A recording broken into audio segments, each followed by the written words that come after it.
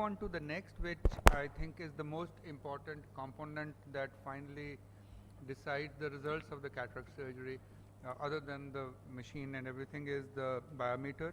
And we have Dr. Saurabh Chaudhary from IOCare to share his experiences about the biometers.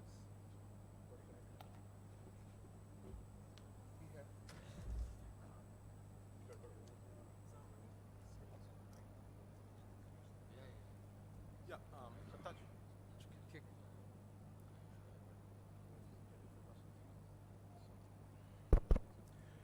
Uh, Thank you. So after all these talks, I'll be talking about something very basic. That's a biometer, and biometer is what everybody needs, and because they have to do a cataract surgery. So before I start off, I would want to say what is why are we talking about a biometry? A biometer is because cataract surgery currently has become a refractive surgery. The norm is to give patients spectacle independence, and if they're spectacle dependent, then they're not very happy. This is a testament of the increasing use of multifocal and toric lenses. So what is biometry? Biometry includes basically two or maybe three main components. One is the power of the cornea. That's what we're calculating. That's the keratometry. The other is the axial length, and this data is being used to determine the ideal intraocular lens power by using the appropriate formulae. So there are three main things: the keratometry, the axial length, and the formulae, and that's what we need to look into when we are deciding about a biometer. But the final visual outcomes are dependent on precise IOL power calculations. So this slide, I've put it across to say that if there is a error in calculating the keratometry by one diopter, there'll be a 0.9 diopter of error in the IOL power.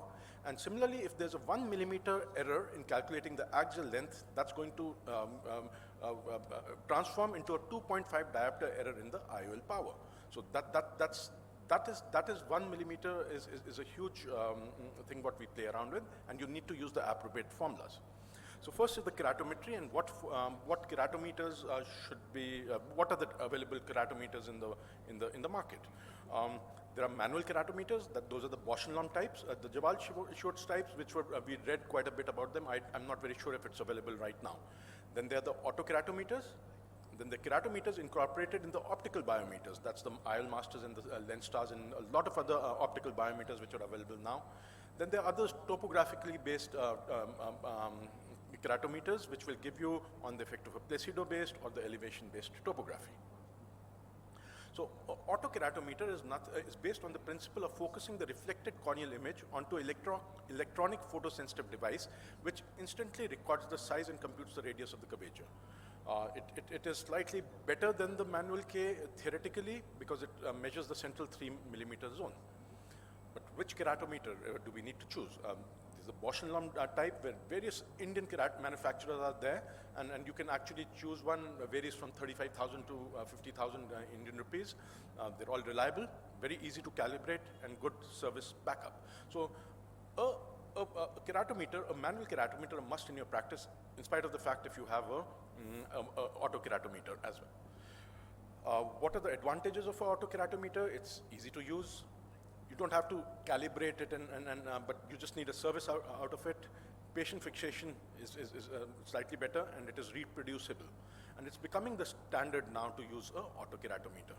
But you need to look at the above points crucially.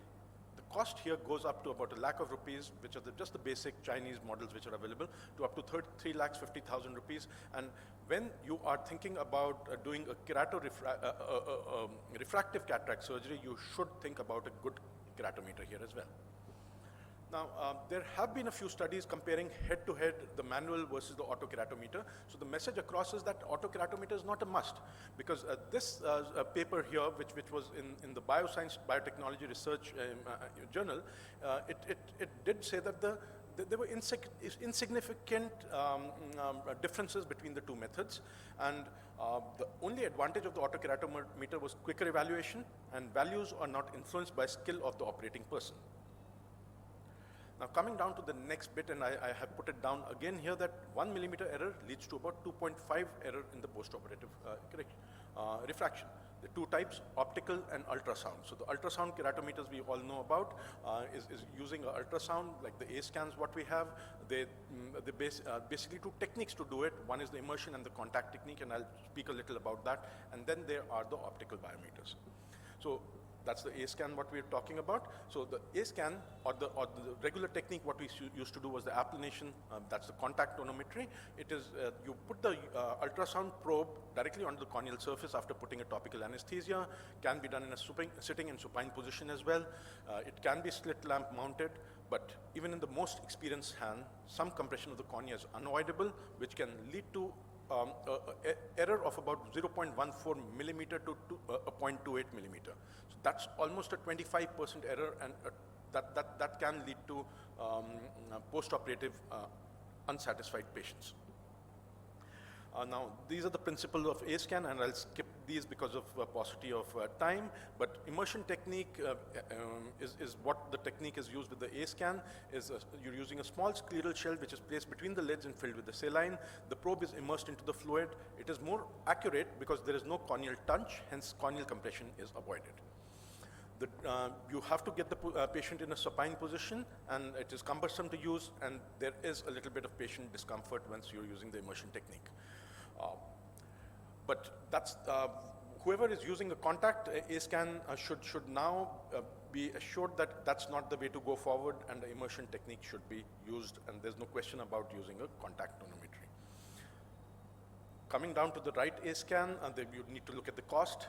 There's a cost of the Prager shell, that's the immersion shell what I talked about, the cost of the probe, there should be a light fixation in the probe so that the eye is not moving around and the patient looks into the light, and you should, as everybody had pointed out, look at the after-sales service, the maintenance, the AMCs. And there are various available in the market, the Sonomed, I'll just skip through these, the DGH, the TOMI, you need to look what fits into your practice better and take it on from there. The Myobendix one is an Indian one, which is good, cost-effective one, and we're using it for quite a few of our community patients. Then comes the optical biometers. They're based on basically the IOLMaster is based on the partial coherence interferometry, whereas the LensStar is based on the low coherence optical reflectometry, and there are different wavelengths of light which are being used. Advantages of an optical biometer is that they're easy to and technician independent, the non-contact, no water bath is required, more reliable for silicon filled eyes, accurate with the latest formulas because they come with the formulas and you don't have to buy them.